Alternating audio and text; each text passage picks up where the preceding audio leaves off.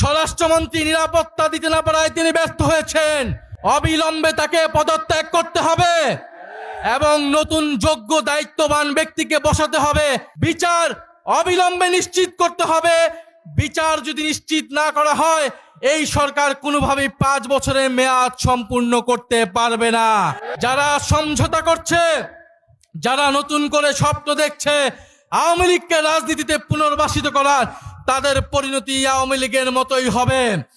আমরা স্পষ্টভাবে বলতে চাই, আইনমন্ত্রী বিচার করা না করার কারণে তিনি স্পষ্ট ব্যর্থ হয়েছেন।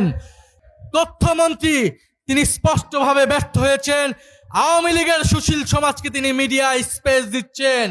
এই সব কিছুই বাংলাদেশের জনগণ দেখছে। আমরা স্পষ্টভাবে বলতে চাই, গণহত্যার মাধ্যমে আওয়ামী লীগ বিচারের কাঠগড়ায় দাঁড়িয়েছে, আর সংস্কার বাস্তবায়ন না করার ফলে বিএনপি জনগণের কাঠগড়ায় দাঁড় হয়েছে। এই দুই শক্তির বিরুদ্ধে আমাদেরকে এখন সমানভাবে লড়াই চালিয়ে যেতে হবে। সংস্কার, বিচার এবং বাংলাদেশের সার্বভৌমত্ব রক্ষার জন্য 11 দলীয় ঐক্যের নেতৃত্বে আমাদের এই লড়াই সংসদ এবং সংসদের বাইরে আমরা চালিয়ে যাব। আপনারা সেটার জন্য কি প্রস্তুত রয়েছেন? আমরা জড়ো হয়েছি বিচারের দাবিতে।